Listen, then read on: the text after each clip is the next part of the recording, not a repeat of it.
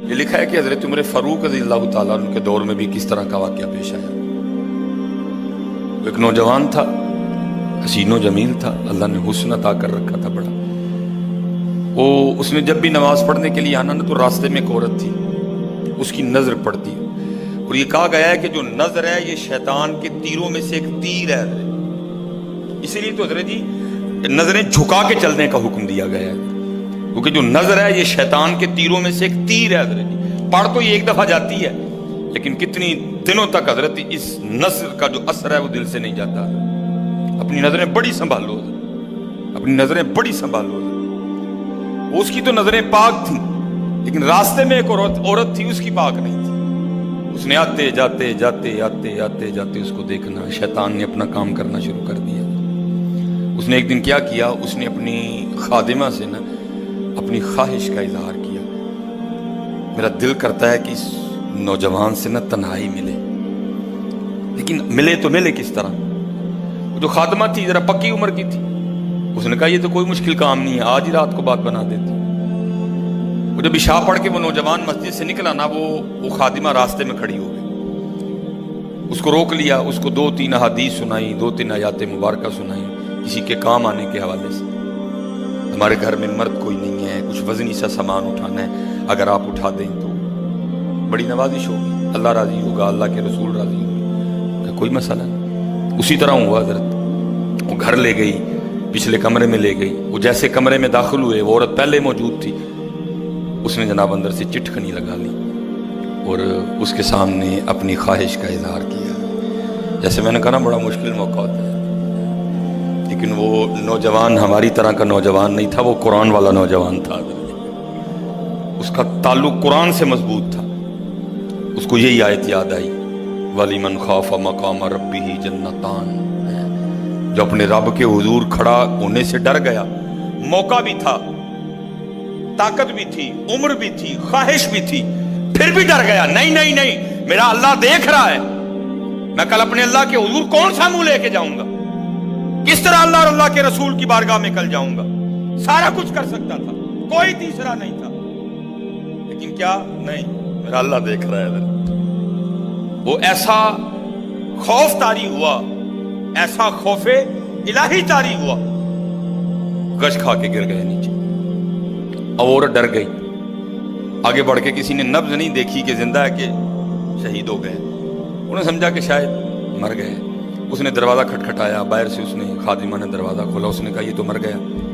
اس نے کہا یہ بھی کوئی مشکل بات نہیں، بھائی نام تو اس پہ لگے گا نا جس کے گھر سے لاش برآمد ہوگی، تم ٹانگیں پکڑو میں ہاتھ پکڑتی ہوں۔ انہوں نے تھوڑا سا محنت مشقت کر کے نا اٹھا کے جو باہر کوڑا پھینکنے کی جگہ تھی نا، اس نوجوان کو پھینک دیا۔ اب رات پڑ گئی، بیٹا گھر نہیں آ رہا، باپ پریشان تھا۔ جب کافی وقت گزرا نا تو والد صاحب بیٹے کی تلاش میں نکلے، تو راستے میں کیا دیکھتے ہیں کہ وہ جو کوڑا کرکٹ پھینکنے کی جگہ ہے وہاں بیٹا پڑا ہوا ہے۔ بیٹے کو اٹھایا، گھر لے آئے، منہ پہ پانی کے چھینٹے مارے، بیٹے کو ہوش آئی۔ باپ نے پوچھا پتر کیا ہوا؟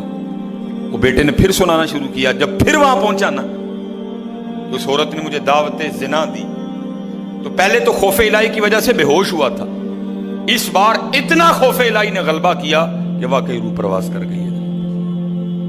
والد نے راتوں رات جنازہ کروا دیا۔ صبح والد صاحب فجر کی نماز کی جماعت میں شریک نہیں ہو سکے۔ جب نماز سے فارغ ہوئے نا تو امیر المومنین حضرت سیدنا عمر بن خطاب رضی اللہ تعالیٰ نے پوچھا بھائی وہ آج ہمارا فلاں مقتدی کیوں نہیں آیا؟ لوگوں نے ساری بات سنائی، حضرت جوان بیٹا تھا، انتقال کر گیا، رات ہی کو جنازہ ہو گیا، شاید اس وجہ سے حضرت نہیں جماعت میں تشریف لا سکے۔ آپ نے فرمایا چلو اپنے بھائی کے غم میں شریک ہوتے ہیں۔ حضرت سیدنا عمر فاروق رضی اللہ تعالیٰ عنہ آئے، باتیں ہوتی رہیں، آپ نے بیٹے کے انتقال کی وجہ پوچھی، بیٹے نے ساری بات سنائی۔ آپ نے فرمایا اچھا تیرے بیٹے کا انتقال خوف الہی کی وجہ سے ہوا ہے؟ تو اللہ تو فرماتے ہیں وَلِمَنْ خَافَ مَقَامَ رَبِّهِ جَنَّتَانِ، اور جو ہمارے رب حضور کھڑا ہونے سے ڈر گیا اس کے لیے 2 جنتیں ہیں۔ تو چل پھر مجھے ذرا اپنے بیٹے کی قبر پہ لے کے چلنا ہے۔ لکھا ہے حضرت عمر فاروق اب اس کے بیٹے کی قبر پہ تشریف لے، اس کی قبر پہ کھڑے ہو کے اس نوجوان کو باہر سے مخاطب کر کے فرماتے ہیں، اللہ فرماتے ہیں وَلِمَنْ خَافَ مَقَامَ رَبِّهِ جَنَّتَانِ، اور جو اپنے رب کے حضور کھڑا ہونے سے ڈر گیا اس کے لیے 2 جنتیں ہیں۔ اے نوجوان اب آگے تو بتا اللہ نے تجھے 2 جنتیں دیں کہ نہیں دیں؟ تو لکھا ہے قبر سے جواب آتا ہے امیر المومنین رب سچا، رب کا رسول سچا، رب کا قرآن سچا، میں جیسے ہی قبر میں آیا ہوں اللہ نے مجھے 2 جنتیں عطا کر دی ہیں۔ بچو اس سے بچو، اس دور کا سب سے بڑا فتنہ ہے، اس سے بچو، اور خود نہیں بچا جاتا، اپنے اللہ کے حضور بار بار گڑ گڑاؤ یا اللہ سانو بچا لے۔ اور پھنسایا حضرت ہمیں انہوں نے اس طرح ہے، ہمارے معاشرے کو انہوں نے اس طرح کا بنا دیا ہے کہ یہاں زنا بالکل بری چیز نہیں سمجھی جا رہی، لوگ فخر سے بتاتے ہیں، اور یہ قرب قیامت کی نشانی ہے، لوگ گناہ کر کے فخریہ بتایا کریں گے۔ آج کا نوجوان فخریہ بتاتا ہے میری اتنی گرل فرینڈز ہیں، آج کا نوجوان فخر سے بتاتا ہے، یہ قرب قیامت ہے، یہ نشانی ہے قیامت کی۔ لوگ گناہ کر کے ڈریں گے نہیں بلکہ فخریہ بتایا کریں گے، ہاں جی میں یہ گناہ کر رہا ہوں اور اتنی جگہ کر رہا ہوں میں یہ گناہ، لیکن کیا ہوگا، نیکی مشکل ہو جائے۔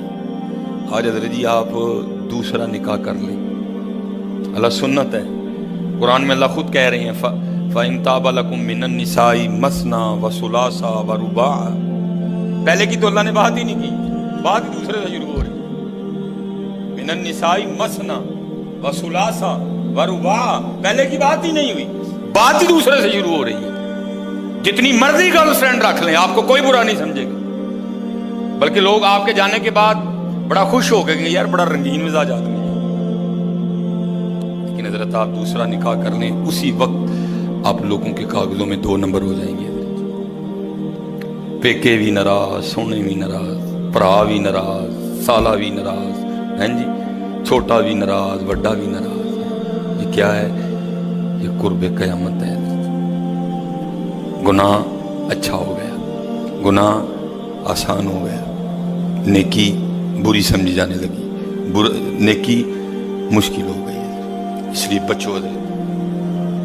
اس کا طریقہ جو ہمیں ہمارے بڑوں نے بتایا ہے یہی ہے حضرت جی، روز سرگی اٹھو تے اللہ دے حضور رو، یا اللہ جے دن چڑھے آئے تے تیرے فضل نہ چڑھے آئے، جے چاڑے تے پھر ساڑی حفاظت بھی فرمائیں گے، سانو بچا بھی لیں گے، ساڑی حفاظت بھی فرمائیں گے۔ تو حضرت جی دنیا تو 4 دن کی ہے، جا رہی ہے، کالے وال مسافر ہوئے چٹیاں ڈیرے لائے، کالے وال مسافر ہوئے چٹیاں ڈیرے لائے، ویکھ محمد بخشا موت سے نہیں آئے۔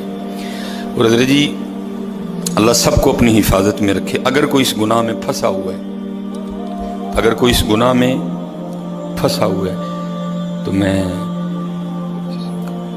کہوں گا کہ توبہ کر لیں سارے حضرت، کیونکہ حضرت یہ وہ گناہ ہیں کر تو ہم رہے ہیں لیکن اس کی سزا ہماری نسلوں کو بھگتنی پڑنی ہے، کیونکہ امام شافعی رحمۃ اللہ تعالی علیہ فرماتے ہیں زنا وہ قرض ہے جو لے تو رہا ہے لیکن چکائے گی تیری اولاد۔ زنا وہ قرض ہے جو لے تو رہا ہے لیکن چکائے گی تیری اولاد۔